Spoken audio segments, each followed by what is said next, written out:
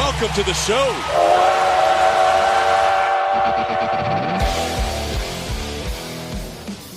And welcome back to another episode of the Astros Future podcast here on the Believe Podcast Network.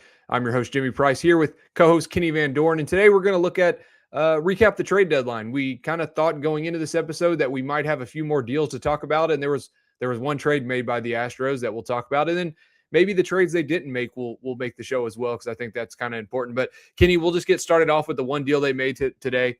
Recording this on Monday, but the Astros traded pitcher Spencer Arrighetti for outfielder Daulton Varsho from the Blue Jays, and I'll give a couple quick thoughts on it. I've liked Varsho for a long time. Like when the Blue Jays traded for him when he was in Arizona, it was kind of a guy like, man, I kind of was hoping the Astros might take a look at him, just given what he did there with the power and then the elite defense. I know his bat hasn't been as good this year. I saw some numbers broke down where I think the last 2 months it's been really bad. Prior to that, he was above a 700 OPS. Obviously, really good defensively in center field. He can kind of take over that center field spot, allow the Astros to play some other guys in left field. They send out Spencer Arrighetti. 3 years control is probably the spot that I struggle with a little bit. You still have 3 years remaining. I know that we can talk about maybe what his potential would have been, and we've seen the highs, we've seen the lows. Just felt like 3 years of a controllable starter that has showed some good things at the major league level. You might be able to get a little bit more than a rental bat for a couple months, but just that's a quick recap. But Kenny, what's your initial thoughts on the trade?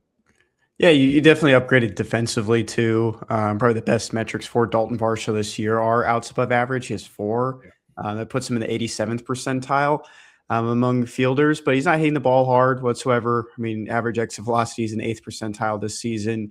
Like you mentioned, kind of going more on a downswing in recent weeks, but he's not whiffing as much, but he is chasing. And like I mentioned, just the bat speed isn't all the way there right now, but we've seen production before from Varsho. And, in my mind, it'd make a little bit more sense if you had some of these power numbers you could tap into with a short portion left. But, right field's not that far to begin with either. It's 326 to the pole. We'll see how that works. I think I even saw like his pull numbers haven't been all that great this year as well. So a little bit of a head scratcher in my opinion. I think it was probably a head scratcher for Spencer Arrighetti too. We saw the video that Ryan McTaggart of MLB.com shared of manager Joe Espada going out and getting him from the bullpen and just kind of looked astonished. I mean, he just was like, wow, it's over. And we sometimes forget too. I mean, Spencer Arrighetti is a Houston kid. He is from the Katy area, went to high school there, played at Louisiana. And, he's had ties throughout this, and now he's going north of the border. Yeah, and I think, when you look at Varsho, a couple numbers that kind of stood out to me. I looked at his home road splits, and on the road, he's hitting 264, 722 OPS, way better than he's performing at home. And you talk about him having success earlier in the season, and this was his OPS by month up until July. It was 720 in April, 775 in May, and then 786 in June, which that's really good. And then it went down to 482 in July, no homers, and then August he's only played in 2 games. He's 1 for 6, but he's got the offensive upside. I think he had a 120 OPS last year, which was a career high, and then this year he's at 86, which means he's 14% below the league average. I think you're almost looking at him like the Jake Myers when Jake Myers is hitting well. Like Jake Myers is a good defender. Varsho is a phenomenal defender as well. You're hoping to get more out of the bat for him, and like I said, maybe free up left field for Trammell or whoever they decide to roll out there. But then, yeah, on Spencer, you're right. I think losing a guy like that he grew up an Astros fan. He told me when I talked to him a few years ago that he was at some of the World Series games in 2017. I think he might have been at Game 5, 2017. But yeah, it's a blow for him. But at the end of the day, the Astros did what they thought they could do to make the team better. And you do get another established hitter in the lineup. You mentioned the defense is big in center field. You get another good defender. It's interesting they didn't make another trade to get another pitcher. I think they were probably trying to, and we just saw the prospect cost was extremely high on some of these guys. But yeah, I mean, some of those numbers I just mentioned on Varsho. What do you think? I mean, is that I looked at it too. I saw he's not. The contact rate is like extremely high this year, which he's kind of been a strikeout guy previously and not walking a lot. And then the exit velocities, I don't know if it's a change of approach or what's going on, but you think that's something he might be able to come back from?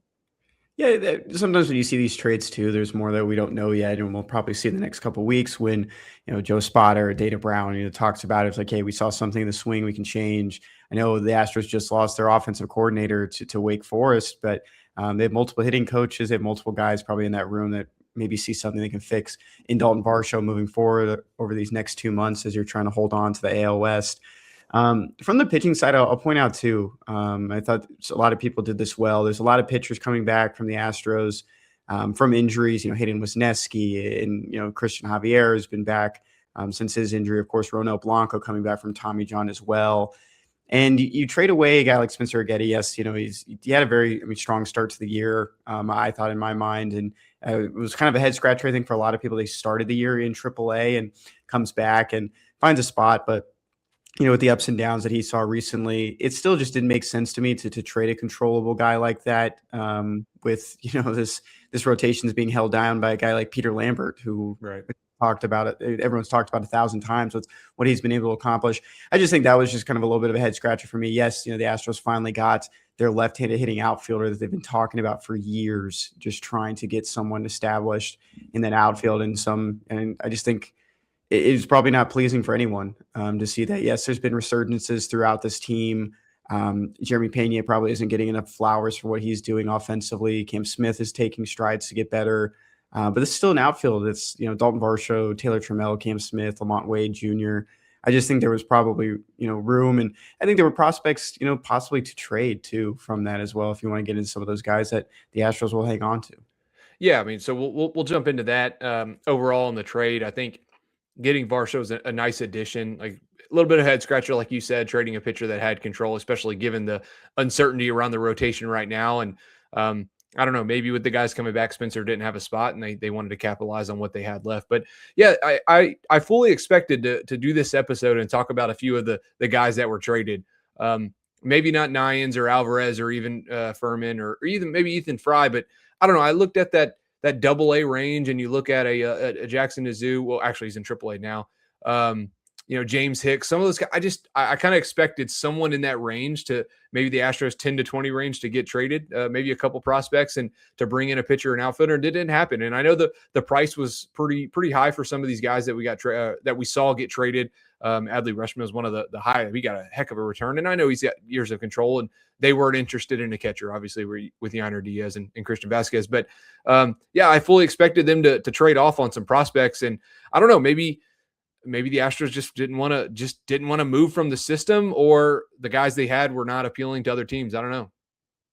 Yeah, because we saw like some of the trades that were turned down, Jimmy, and it was like Brian Abreu for trades Larnack from the Twins, and you're just thinking like, oh, none of these prospects going to be thrown in there, and guys like Nick Potter were probably ones that were enticing. I kept saying like Anthony Hueso, I don't think his value has ever been this high before with what he's doing offensively from single A to high A, and his power tools are probably above 50, and his OPS is sitting around 877 through it's 13 games, a small sample size, but he's still putting together those extra base hits that he was doing at single A. And so I thought some of these guys would be enticing for teams. I'm sure the Astros did not want to trade Kevin Alvarez or Xavier Nyans. Jason Schiavone is playing really well, and Walker Yannick has turned a page offensively, and so you have two catchers there that have a very good defensive prowess. So I'm sure there were names that were floated. Bryce Mayer, I know I'd heard that a lot of teams are very interested in him, and then once we saw that he was promoted to AAA here on Monday, in my mind, they just kind of crossed off probably any talks about him being traded. And we saw a couple promotions go through. Like we mentioned, Potter was another one. Javier from single A also moved up, and you're thinking in the back of your mind, why even announce these if maybe these guys are still on the table? But I guess they really weren't. Near the end of, the Astros were probably leaning to keep some of these prospects. Well, and I do wonder was some of the, hesitancy maybe to move some of these guys and make a trade was that they have Ethan Pecco right there. They have Bryce Mayer right there. And I think you look at a line like Ethan Pecco had on Sunday, 5 1/3 innings, allowed 3 runs. And it doesn't look great, but he struck out 9, 20 swings and misses, and I think 9 of them were on the fastball. He's kind of got that fastball that runs 95, 96, but it's hard to square up. And then Bryce Mayer too, and we saw what he did on Saturday. I was there at Frisco, and I think I was texting you throughout the game, but that was probably one of the most dominant performances I've seen from a minor league pitcher in a long, long time. 3 hits, and I'll just go and capitalize. But 3 hits. One was misplayed in the outfield; it should have been caught by Cameron Cisneros. The second was a bunt hit, and then the third was actually like a good hard single up the middle. And after or it could have been a double, but one good hit in 6 innings, 9 strikeouts, no walks, all his pitches for strikes, swings and misses, 19 swings and misses. I mean, Bryce Mayer, I think, is a really good prospect, and I just wonder were the Astros thinking, hey, it's not worth trading these guys for a starter, and maybe Ethan Pecco and Bryce Mayer get an opportunity? I mean, I know we talked a little about the show. You still got Wesneski and Blanco and Javier trying to work their way back into the rotation, but if that doesn't work out, you think maybe they give some of these guys a shot? Yeah, I kind of went through it. I was looking back at numbers, and it's hard. I don't think either of these guys compare to Hunter Brown in my mind. I think they're just a kind of one notch below of what Hunter was doing in the minor leagues. When you go back to that 2022 season when he debuted, and he came up in late into the year and was a part of some of those playoff teams. And I was looking through Spencer Getty's numbers. His last real full season in the minor leagues back in 2023. We split time between Corpus and Sugar Land. ERA just around 4.4, and of course we're striking out guys 141 times and 124 2/3 innings. And I was just kind of looking through the same thing with Bryce Mayer to see. I don't think he's going to get, maybe he might get 40 plus innings, you think, at this point, and maybe something in that range, 30 plus innings in his time in Sugar Land with his promotion. But he had 69 innings, 100 Ks in that stretch for AA before his promotion. And it's something to remember, too. Bryce Mayer capped out at 87 2/3 innings last year. I don't know what the innings limit would look like this year, but that was a big talk that we had with him when he was on this podcast.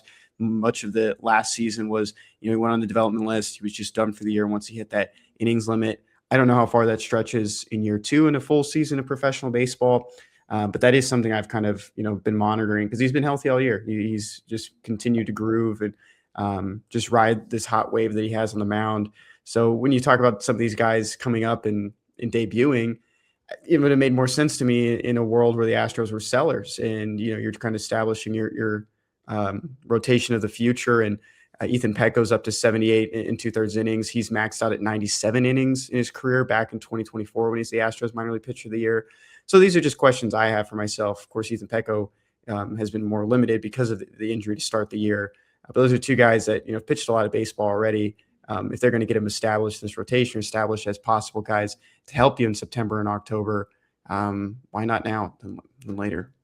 Yeah, and we'll see how the rotation plays out, I guess, moving forward. And Javier's going to get an opportunity. His last outing was really good in relief, but we'll see how he does as a start. And I think you're right. If you're going to call one of those guys up, it's probably got to be pretty soon because you don't want them to get in that 90 inning thing, and then you're going into September and they're pushing way more innings than they ever have. But I mean, overall, looking at the big league club, I know we're talking prospects, but I'll look at the big league club overall. I just think offensively, maybe you want to add a little bit more in the outfield, but at the end of the day, the guys that you have, they're just going to have to produce. I mean, the guys on the infield, like Altuve is going to have to play a little bit better. Yainer Diaz kind of turned it around. You mentioned Cam Smith. Really, your holes were center field and left field. You got a good defender in center field, and now you're going to plug left field with Trammell or Wade Jr., whoever you can throw out there. And if you get good contributions from Pena and Alvarez, they've been phenomenal. And then Diaz and Paredes has been good. And Walker has kind of started the year slow, picked it up a little bit recently. Your offense may be okay. And then on the pitching staff, if Hunter Brown is the ace that he was last year, like that's huge in a playoff series. And then you got Lambert, who's been great. And then you're kind of looking to find who's going to be the next guy to step up. And that's where you hope maybe Wesneski or Blanco or Javier, somebody steps up. And then, I don't know, maybe Imai finds his way back in the rotation. And, we've seen the highs, we've seen the lows with him too. But, I think organizationally, I think this was a good deadline. And I know people are probably going to think not because they didn't go for it. I don't know if trading 3 or 4 prospects for, a left fielder or 3 or 4 prospects for another starter gets this team to where they're like, oh, they're the World Series favorites. I think at this point, the goal is going to be to win the AL West, get in the playoffs, and then just hope you get hot. And people may not like that answer, but I think given the state of the system and giving the lack of top prospects, I mean, obviously they got 2 top 100 guys and Nyans and Alvarez, and not wanting to deal those guys, I think they did the best of what they could, and they're going to roll in there with what they got right now and just hope that the guys that are on the team can turn it around and keep performing well. I think the frustration, though, for some people, Jimmy, is just not going after something. You saw this team has lost 1 game since the All-Star or since being swept by Yeah. Baltimore after the All-Star break. And you hear the talks about Dana Brown saying they're not going to move major league talents. And then the two Yeah. trades that we really hear stuff about, and the one that actually goes down, is for a starter that you probably weren't expecting. Can we highlight that too? What is up with these trades between Toronto and Houston? It just continues to happen. And I'll pivot real quick to that. What's been your favorite trade the Astros have made with the team that they were currently playing? Oh gosh. I mean, 2022, Christian Vasquez. They got him when Okay. Boston was in Houston, and then Vasquez ends up helping us win a World Series. So, and that it's funny though that is probably one of my favorite trades. It led to a World Series. But if you're talking about the Astros looking for this left-handed hitting outfielder, well, he was traded to Boston in that deal. Yep. Wilder Abreu has been phenomenal. Kind of one of the guys that maybe you didn't expect to be as good as he is. But yeah, that would be the one. But it is interesting. I saw Chandler Rome's video of walking behind Varsho, which I thought was kind of funny. He's just like walking behind him, videoing as he's walking into and it was like a minute long walk. It wasn't like a 5-second clip, but yeah, I mean, obviously Spencer is still on the IL. He was pitching a bullpen, so I'm guessing he's getting close to being back. And then I did see Varsho is batting cleanup tonight, which is pretty interesting. And I'll just point out my favorite one. It kind of goes back probably like 2013, 2014. Bud Norris was traded to the Orioles while the Astros were playing in Baltimore. And that's like something I'll always remember. I was like 13, 14 years old. And then a fun one was always the Mariners one. I think that was just like kind of a surprise trade, the Abraham Toro. I mean, I think everyone was kind of expecting Abraham Toro to get traded. He really boosted his value, but the Astros got some good relievers out of that deal.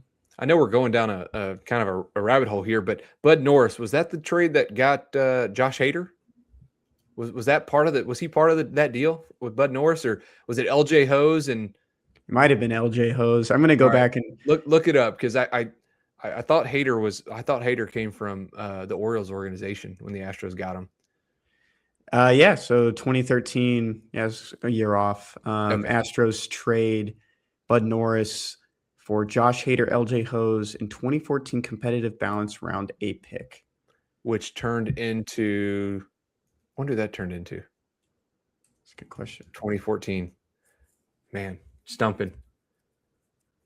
It's a Brady Aiken year. Derek Fisher. Okay, there you. Oh yeah, there you go. So man, that's a good trade. I mean, Derek Fisher made it. You know, he had some contributions, and obviously Josh Hader World Series been phenomenal. Yeah. Anyways, yeah, that's a good one. But we'll see how this all shakes out. I mean, the Astros have won 11 of 12. I know we talked about it maybe 2 or 3 weeks ago, and it kind of felt like the Astros were preparing to sell. Like they were right there, and they needed a stretch one way or another, and they go 11-1 over the last 12. I think if it was the opposite, and over these last 12 games they finished 4-8, 3-9, something like that, this trade deadline looks different.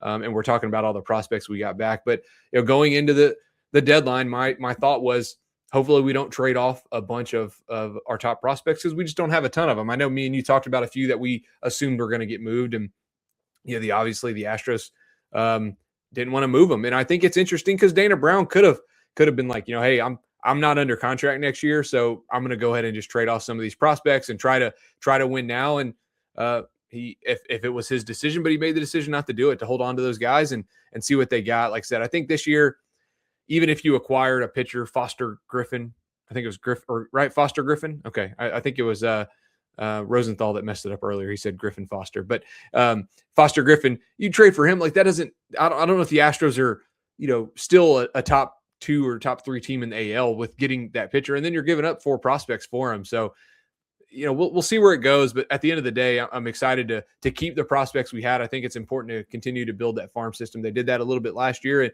And really, this has kind of been Dana Brown's MO, really. If you look back, even the Kikuchi trade, I mean, they traded Bloss, who was a pretty good prospect at the time, but then Loper, Fido, and Wagner, which were kind of guys who were at the major league level, but not really debuting yet. And he hasn't really traded the top prospects yet. And for that, I thank him. So now you look at your top 30, Jimmy. We had this conversation before. Usually don't touch it because you think some of these guys are going to be dealt. Do you want to pull back the curtain? Maybe give us a sneak peek of what you're thinking with all these draft guys entering.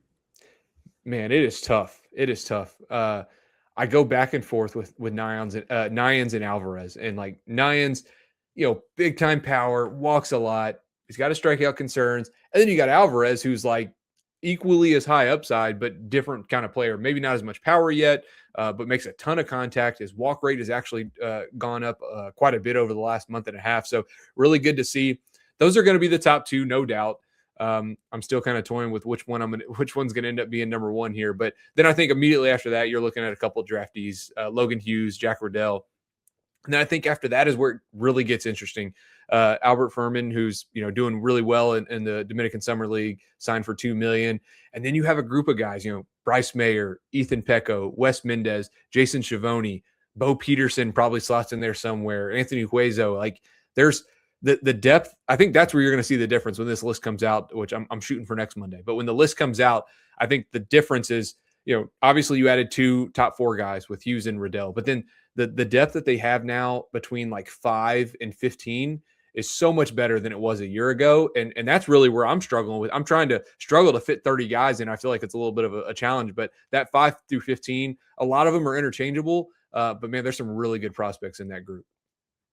When you talk about that depth, Jimmy, I think that's where people are probably hearing that and they're like, then why weren't some of those guys, traded away if there were some of these right-handed pitchers that are pitching well that might not have many opportunities, like Jackson Dezu, who's, I think, having a very underrated season with his ability to get to AAA. And I feel like for his draft class, who's maybe on the outside looking in as a possible future contributor, but he's really stayed the course and done really well from that 2023 class. And, I would have expected him to maybe not – pitch as well as he's in recent, months in the past year. So I think that's where maybe some people's minds goes, yeah, this system is really good. And in the middle of it, maybe there's not these maybe like outstanding tools for some of these players, but a lot of these guys will be contributors at the major league level. And you continue to hear that from a lot of people. And even talking to former FCL hitting coach, Brandon Van Horn, he mentioned that no matter who we have, we're still producing major leaguers. Yeah, and that's where I kind of started the show with, like, I fully expected Jackson Dezu to be traded. He had 9 strikeouts in his last game, 18 swinging strikes. The one before that, 9 strikeouts, 17 swinging strikes. And I don't know, he felt like a guy that the Astros were going to value Pecco and Mayer a little bit more, and then maybe he's one that gets traded in a deal with, we talk about it, Huezo or Potter, some of these guys that the Astros we know they were getting asked about, but they ended up not doing it, and the system's gonna pay off because of it. I know people want to talk parades over prospects. You don't get parades without prospects, and really, you're going to see the immediate grades of, oh, this team did this, they acquired this talent, and not often does a trade deadline acquisition at the end of July or beginning of August like truly make the difference between who's going to win a World Series and not. 2017 was big, obviously, with Verlander. But you could look at even some of the Astros moves in 2021. They get or no, was it 2019? I'm sorry. Get Zach Greinke. They end up not winning. 2022, I don't know what their big they didn't have a big deadline acquisition. We just talked about it was Christian Vasquez and Trey Mancini, and they end up winning the World Series that year. So I just think like some of the deadline acquisitions are overblown, and teams will splurge on some rentals, and it's not a guarantee at all. And I think the Astros did what they need to do, hold on to these guys. Maybe they make an offseason move with some of this depth without trading, Nyans, Alvarez, from some of the top guys, and then just kind of retool for that 27, 28. Well, certainly in 27. We'll see about 27. I'm just going to remain optimistic. I will like to know, like, just in hindsight, when you look back on this deadline, maybe in 2 years, if any trades were affected by just the outlook of the possible 2027 season or a delayed, shortened 2027 season with the looming lockout. That's what I would like to know too, is how much that affected it. Because I didn't really think we saw many top 100 guys traded. I could go back and look. I still think there were more prospects traded this year. I think it was around 57 compared to 2024. I think 59. I texted you about this, Jimmy. It was 59 in 2025. So it's just right around the same numbers, but I don't think we're seeing the same caliber of guys being moved. And I wonder if that is affected by anything, or just maybe the market not as strong as maybe years past. Yeah, I kind of thought teams might be a little bit more aggressive to try to win it now, because you don't know what they're going to have next year. But maybe teams were more willing to hold on to what they got, knowing that you may not have a season next year, and everyone's going to try to build for that 2028 season. And I don't know. I don't know if salary had something to do with it, if people were trying to potentially play around the salary cap. That is one thing we didn't mention, was that the Astros did get some money back on the Varsho deal, which I fully expected that to be another reason they would go out and get a pitcher, and it just didn't happen. But I mean, at the end of the day, they're number one in the AL West. They're freaking rolling right now. And they've been doing it with Arrieta's been on the IL, and I like Arrieta. He's been on the IL, and they're 11-1, and you add Varsho to the team.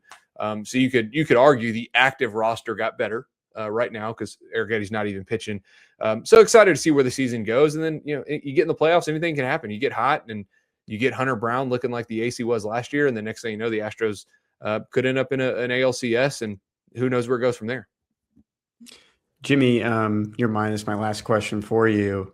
You talked about Nezu, and I talked about Potter or even Huezo. When you came in today, when you woke up this morning, who did you think was going to be the first name you saw, and maybe like a crushing one if you had saw that notification? Yeah, I really thought Ethan Pecco or Bryce Mayer was going to get dealt. I think we texted about it over the weekend, and they both throw right around the same velocity. I think Bryce Mayer's off speed, his secondary pitches are probably better than Pecco, but Pecco's a year younger in AAA. Mayer's 24, but I fully expected one of those guys to move. And then the same ones we talked about, the Anthony Huezo, Nick Potter, Jagger Beck potentially, a 19-year-old in single A doing what he's doing. I fully expected to see one of those guys dealt, and they stuck around. So it's fun. It's fun for me. It's probably not as fun for people that don't care about prospects. But if you're listening to this podcast, you probably care about prospects a little bit. So hopefully you like that the Astros held on to some of their top guys too. But yeah, I don't know, Kenny. That's all I got. Any other overall thoughts that you got just in relation to the Astros kind of holding on to their prospects? I'd say I'm a little bit surprised. We don't know what the future holds for Dana Brown and just this regime in this front office. Maybe you thought there was a world to be more aggressive. Don't know how much of a pull maybe Jim Crane had on it and pulling the strings of not letting him trade certain players. But he's done it before where Crane will approve trades to send, top prospects away. I'm still just very intrigued to see how far this Astros team can go. It continues to surprise people. I actually liked the cockroaches thing that Ken Rosenthal said. I thought it was more of a compliment. Cockroaches don't die. Yep. And I think people just took it in the wrong way. And I think that's a perfect example of what the Astros have been able to accomplish. It's a culture thing. It's an organizational thing. Sometimes doesn't always have to be the same players. If you get Correa back in some capacity too, there's still uncertainty, but probably a little bit more optimism than when his injury actually happened of playing again this year. I mean, that's a plus too. That can be its own trade deadline addition just a couple months later. Yeah, and if the Astros, if they can find a way to win a World Series this year, we'll come back to this podcast. We'll come back to the trade deadline. See, you don't have to make a crazy deal to win the World Series, and here we are. But yeah, overall, like I said, the deadline is always a stressful time a little bit, especially when the Astros were really good and we knew they were going to trade prospects. But knock on wood, they've been really good about holding on to the top guys, and they did that again this year. So that's all we got for this episode. Appreciate everyone tuning in and hanging out with us here. If you enjoy the show, do us a favor, drop us a review, leave us some stars, give a comment on YouTube, anything. We like to hear the feedback. But that's all we got for today's episode. So we look forward to having you back for the next episode of the Astros Future podcast, covering your Astros in the minor league system.